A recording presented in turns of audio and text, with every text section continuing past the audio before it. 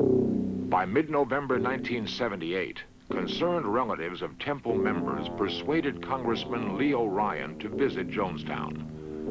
Ryan brought reporters and a network news team. Nothing could have triggered more dread in Jim Jones. At first, the visit was a success for Jones. Ryan and reporters saw only the superficial, positive side of Jonestown. The next morning, however, 10 people, including Richard Clark, fled into the jungle. Several other families told the Ryan party they wanted to leave.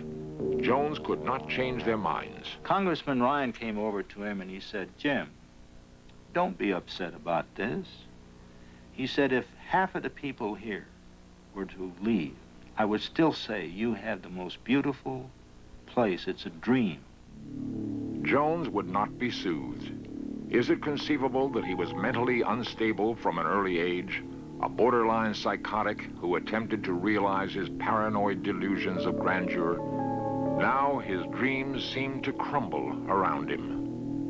People play games, friend. They lie, they lie. What can I do about liars? Are you people going to leave us? I just beg you, please leave us. Bill, we will bother nobody. Anybody wants to get out of here can get out of here. We have no problem about getting out of here. They come and go all the time. I don't know what kind of game. People like, people like publicity. Some people do. I don't.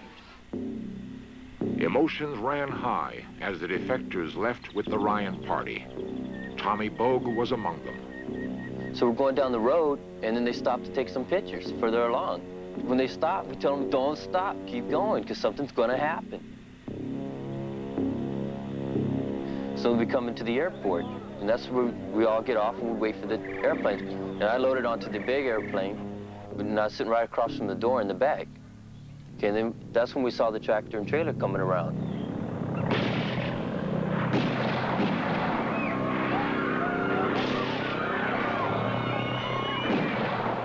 When the shooting stopped, Congressman Ryan, 3 newsmen, and young Patty Parks lay dead. 10 others, including Tommy Bogue, were wounded. Odell Rhodes is one of the few surviving eyewitnesses to what happened next in Jonestown. Jim Jones came over the speaker system himself, and he called everyone to a general meeting. It's too late. The Congressman's dead, the Congressman Day's dead, many of our traitors are dead, they're all laying out, they're dead.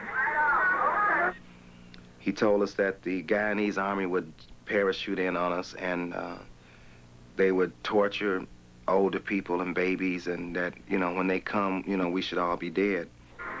If we can't live in peace, then let's die in peace.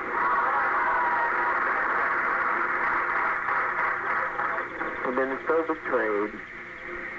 We've been so terribly betrayed. And I was just looking, I mean, here are people my age, older people, younger people, and they were, for the most part, they were voluntarily taking at the time. They were voluntarily drinking poison. This is a revolutionary suicide. This is not a self-destructive suicide. Please, for God's sake, let's get on with it. We've lived as no other people have lived and loved.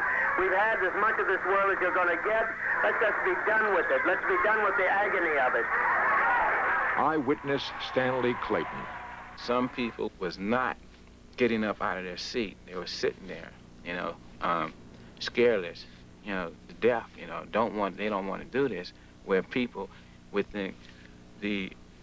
Jim Jones there, you know, imposing himself on these people, pulling people out of the chair, you know, and saying, it's time, you know, we do not want, you know, the GDF to come in here and castrate us, or we do not want them to come in and shoot us down like dogs, you know, let's die with dignity and so forth. In fact, that people listened to that, but then there were some that didn't listen to that, and those who did not listen to that were forcibly pulled up out of their seats. If they didn't go over there, they were injected right there. Hurry, my children, hurry. Let us not fall into the hands of the enemy. Hurry, my children. Quickly, quickly, quickly, quickly, quickly.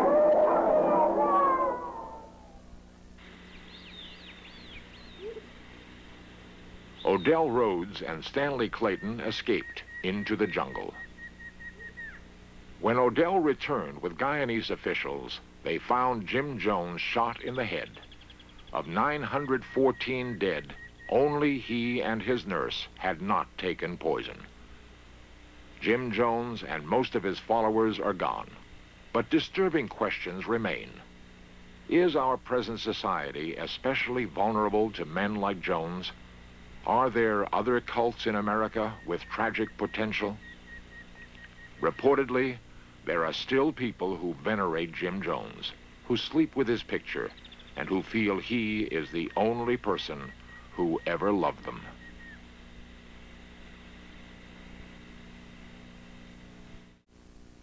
Organizations that offer solutions to all of life's problems can be seductive, but also perilous. Might the lesson of Jonestown help people avoid the danger? The church was bizarre at the end, but it didn't start out that way.